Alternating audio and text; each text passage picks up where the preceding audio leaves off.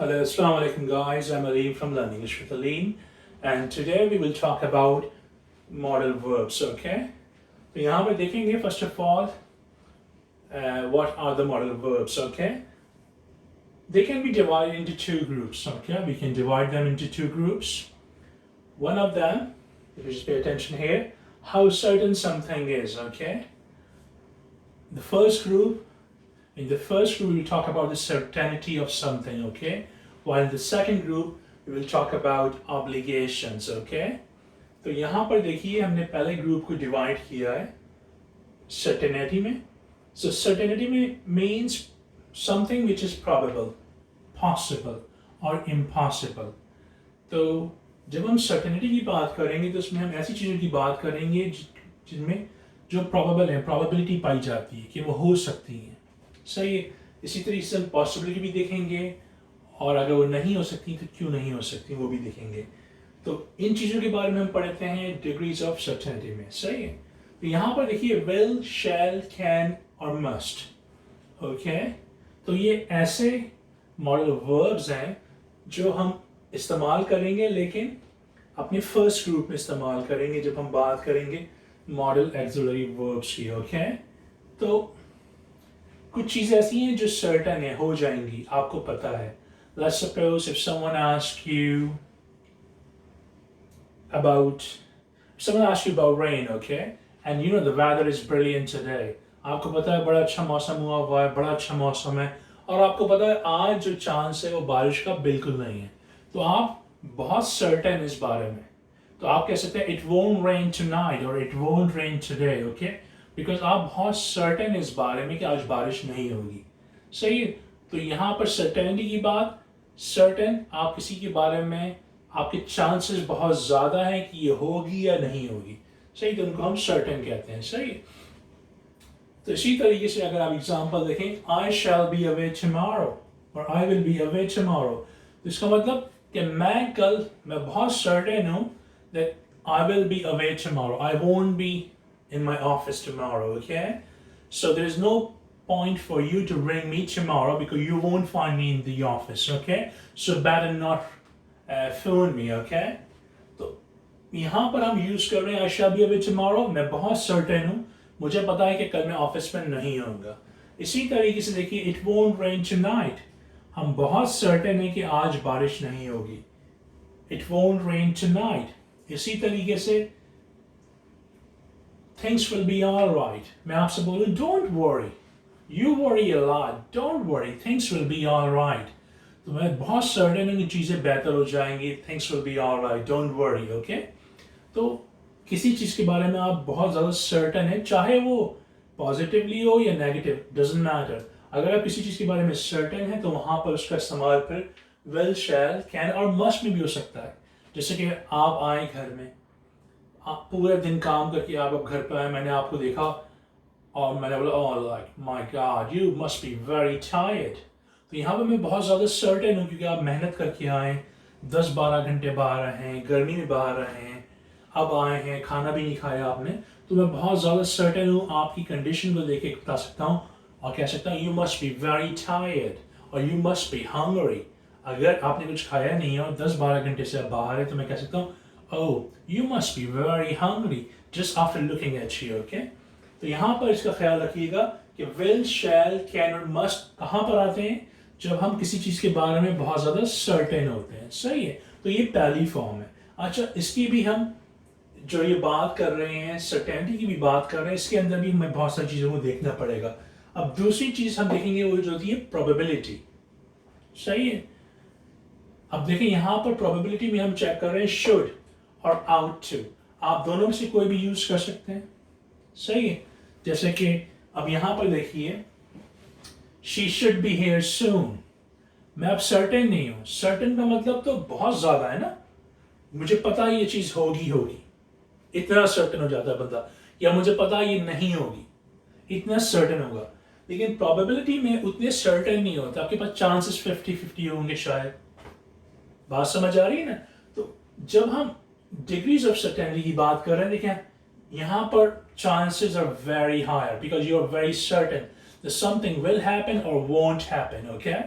बहुत ज़्यादा चांस है कोई चीज़ होगी या नहीं होगी। लेट्स सपोज कि आप एग्ज़ाम में बैठते हैं, आपके पास इम्तिहान पेपर आता है, आपको पेपर में कुछ भी नहीं आता, तो आप पेपर खाली उनको दे देते हैं या जो भी करते हैं आपको पता है, लेकिन आपको पता है you will fail in your exam because you are very certain that you will fail in your exams, and the reason is because you haven't done anything in the paper. Okay, आपको पता है कि आपने paper में कुछ किया ही नहीं है, तो आप बहुत ज़्यादा सर्टेन है कि आप फेल ही होंगे। आप उम्मीदें तो लगा सकते हैं, हो सकता है ये मुझे पास कर दें, हो सकता है ये कर दें, हो सकता है वो कर दें, लेकिन सर्टेन किस चीज़ में कि आप पास नहीं होंगे। क्यों?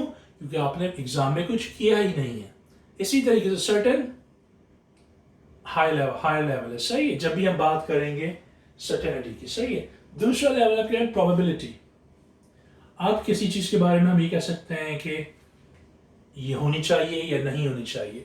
अब हम बात करें, लेट्स सपोज कि normally you are in the class, you say our class is started 6 o'clock, okay, and you're always late, okay, you're a busy man, but we know by the time 10 minutes past 6, you're always in the class after 10 minutes. Between 6 and 10 past 6, you're always there, okay? So let's suppose if it's just gone 5 past 6, okay? And I'll say to my friend, don't worry, he should be here soon. Why? Because I do know that between 6 and 10 past 6, you always come into our class, okay? 6 से 10 बजकर 6 minute पे आप आ जाते हैं। तो अब यहाँ पर प्रोबेबिलिटी की बात होगी। मैं सर्टेन नहीं हूँ, 100% नहीं, हो सकता है अब ना आए आज, लेकिन चांसेस आ रहे हैं, तो मैं उसमें शुड का इस्तेमाल करूँगा। She should be here soon, okay, और आउट टू, सेम थिंग। याद रखिएगा, आउट टू एक वन वर्ड है जो शुड की जगह भी इस्तेमाल हो सकता है। नेगेटिव बनाना, तो देखिए यहाँ पर it shouldn't be difficult to get his place, okay, it shouldn't be to find his place, okay, so same as अगर नेगेटिव बनाना तो आउट के बाद नॉट आएगा, उसके बाद टू आएगा। it ought not to be difficult to find his place or to get his place, उसकी जगह पर पहुंचना जहां पर वो रहता है, it shouldn't be very difficult, ज़्यादा मुश्किल वाला नहीं होना चाहिए हमारे लिए, हमें ढूंढ लेनी चाहिए, सही। उसके बाद आ जाए पॉसिबिलिटी, सही है। पॉसिबिलिटी में होगी एक स्ट्रांग पॉसिबिलिटी है और एक वीक पॉसिबिलिटी है। स्ट्रांग पॉसिबिलिटी के लिए हम मे का वर्ड यूज करते हैं, मे। Let's suppose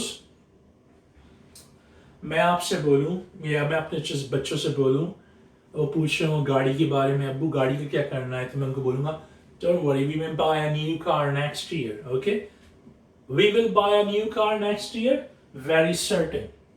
If I'm not that certain, I'll say, oh, we may buy a new car next year. Possibility है, chances हैं कि मैं खरीदूंगा। हो सकता है I'll say, my boss may buy a new car for me next year. My company may buy a new car for me next year. Okay?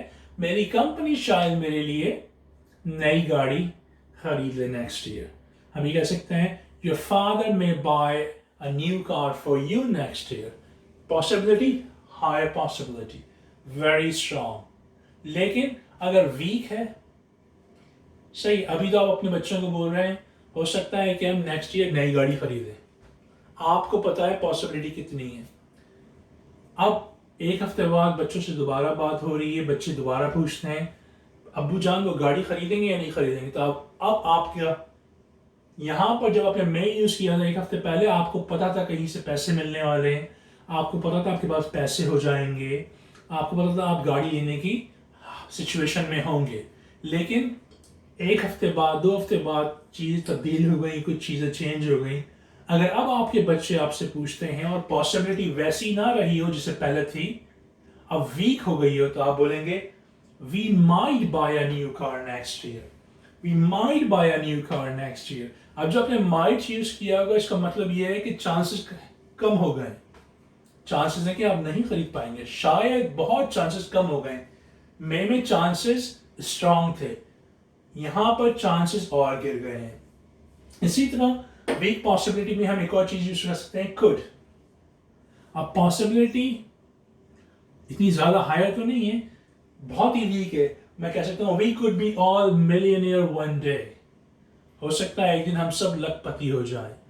हो सकता है एक दिन हम सब करोड़पति हो जाएं, okay? So we could all be millionaire one day, but then again, you know the chances are very slim. Chances are very very low, okay? So weak possibility. तो ये याद रखिएगा, मॉडल ऑक्सिलरी वर्ब्स जो होती हैं उनको हम दो किस्मों में तकसीम कर सकते हैं। एक होती हैं जो हो बहुत ज़्यादा सर्टेन कोई चीज़ है, होने वाली है, नहीं होने वाली है, हमें पता हो। अच्छा, फिर उसकी भी ब्रांचेस हैं, डिग्रीज ऑफ सर्टेनिटी में हमने पढ़ा, प्रोबेबिलिटी हो सकती है, पॉसिबिलिटी हो सकती है, वीक पॉसिबिलिटी हो सकती है। इसके अलावा एक ऑब्लिगेशंस होते हैं, वो नेक्स्ट वीडियो में आपको मैं पढ़ाऊंगा कि ऑब्लिगेशंस क्या होंगे, ऑब्लिगेशंस के लिए आप कौन कौन से मॉडल वर्ब्स यूज कर सकते हैं। सही, तो प्रैक्टिस कीजिएगा इंशाल्लाह इसकी। And if you do have any question, please don't hesitate to ask me, okay? And up till then, look after yourself. Assalamu alaikum.